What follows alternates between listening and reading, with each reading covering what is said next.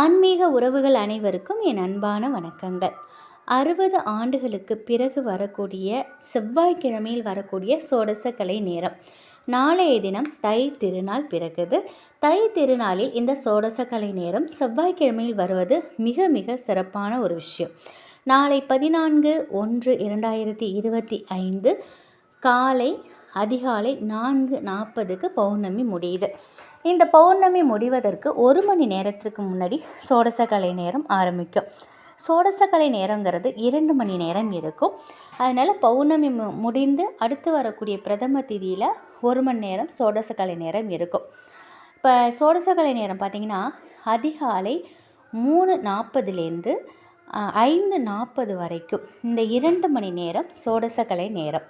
இந்த நேரத்தில் நம்ம வேண்டிய வரத்தை நம்ம பெறலாம். சோடசக்கலை நேரங்கிறது ரொம்ப ரொம்ப முக்கியமான நேரம். இந்த நேரத்தில் தான் நம்முடைய சித்தர்கள் தங்களுடைய வரங்களையும் சக்திகளையும் பெற்றாங்க. அந்தளவுக்கு முக்கியத்துவம் வாய்ந்தது இந்த சோடசக்கலை நேரம். இது ஆரம்பிக்க நேரத்தில் நம்ம வீட்டு பூஜை அறையில் விளக்கேற்றி வைங்க. 1 டம்ளர் தண்ணீர் வைத்தால் கூட போதுமானது. 1 டம்ளர் தண்ணீர் வைத்து ஒரு குலதெய்வத்தை மனசார வேண்டிக்கிட்டு நீங்கள் தியானத்தில் இருக்கலாம். இன்னொன்று பார்த்தா செவ்வாய்க்கிழமையில் வரக்கூடிய இந்த ஒரு சோடசக்கலை நேரத்தில் ஒரு சிகப்பு துணியில் கொஞ்சம் துவரம்பருப்பு, ஒரு ரூபா காயின் எடுத்து முருகப்பெருமான்கிட்ட வேண்டிக்கோங்க. உங்களுடைய கடன் பிரச்சனை தீரணும் அப்படின்னு. ஏன்னா கடன் பிரச்சனை தீரணும் அப்படின்னா நம்ம செவ்வாய்க்கிழமையில் நம்ம முருகப்பெருமானை வணங்கிட்டு வந்தோம் செவ்வாய் ஓரையிலங்கும்போது நிச்சயமாக நம்முடைய கடன் பிரச்சனை தீரும். இந்த சகப்பு துணியில் வச்சுருக்கக்கூடிய துவரம்பருப்பு அப்படியே இருக்கட்டும். 6 to 7 செவ்வாய் ஓரை வரும் செவ்வாய்க்கிழமையில். அந்த நேரத்தில் நீங்கள் முடிஞ்சு முருகர் பாதத்தில் வச்சுருங்க.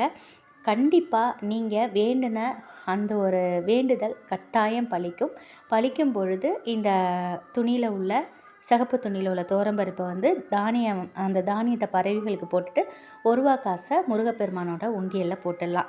இது ஒரு பரிகாரம். இன்னொரு பரிகாரம் பார்த்திங்கன்னா, ஒரு கைப்பிடி அளவு பச்சரிசி எடுத்துக்கோங்க. ஒரு தாம்பாள தட்டில் பரப்பி வைக்கணும். அதுக்கு மேலே ஒரு வெள்ளை நிற பேப்பர் எடுத்து அதில் பச்சை நிற பேனாவால் உங்களுக்கு என்ன வேண்டுமோ அதை எழுதணும். நீங்கள் எழுதக்கூடிய அந்த வேண்டுதல் நேர்மறையான சொற்களை பயன்படுத்தி தான் எழுதணும். உதாரணத்துக்கு உங்களுக்கு உடம்பு சரியில்லை, நோய் சரியாகணும்னு எழுதாமல் நான் உடல் ஆரோக்கியமாக இருக்கணும் அப்படின்னு எழுதலாம்.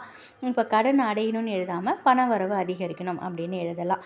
இதை எழுதிட்டு அந்த பேப்பரை சுருட்டி மஞ்சள் நிற நூலால் கட்டி அதை பச்சரிசி மேலே வச்சுருங்க. 2 மணி நேரம் அந்த பச்சரிசி மேலே அந்த சீட்டு இருக்கட்டும். 2 மணி நேரம் கழித்து அந்த சோடசக்கலை நேரம் முடிந்ததுக்கப்புறம் அந்த சீட்டை எடுத்து பச்சை கற்பூரத்தை வச்சு கொளுத்தி விட்டுடலாம்.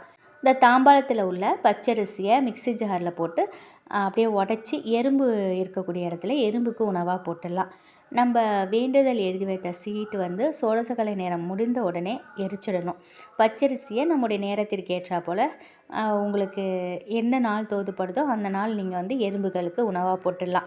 இந்த 2 மணி நேரத்தில் ஏதோ ஒரு 5 நிமிடம் தான் நமக்கு வேண்டிய வரம் கிடைக்கும். இந்த 2 மணி நேரமும் அந்த சீட்டை பச்சரிசி மேலே வச்சுருக்கணும். ரொம்ப ரொம்ப எளிமையான ஒரு பரிகாரம் தான் இது. 2ல் நீங்கள் எது உங்களுக்கு படுதோ, நீங்கள் எது உங்களுக்கு சரியாக படுதோ அதை நீங்கள் பண்ணுங்கள். ஆனால் 2ல் கட்டாயம் நாளைய தினம் இதை பண்ணுங்கள்.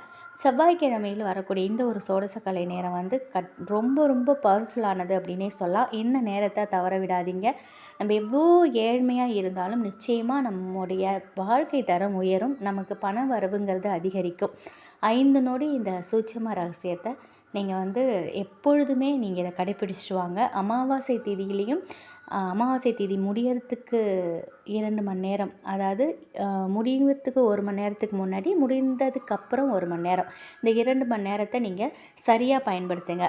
மாதத்தில் வரக்கூடிய இந்த சோடசக்கலை நேரம், அமாவாசை திதி அடுத்தது பௌர்ணமி, இதில் வரக்கூடிய இந்த சோடசக்கலை நேரத்தை நீங்கள் சரியான முறையில் பயன்படுத்திங்கன்னா உங்கள் வாழ்க்கையில் மிகப்பெரிய அளவில் நல்ல முன்னேற்றத்திற்கு நீங்கள் போவீங்க.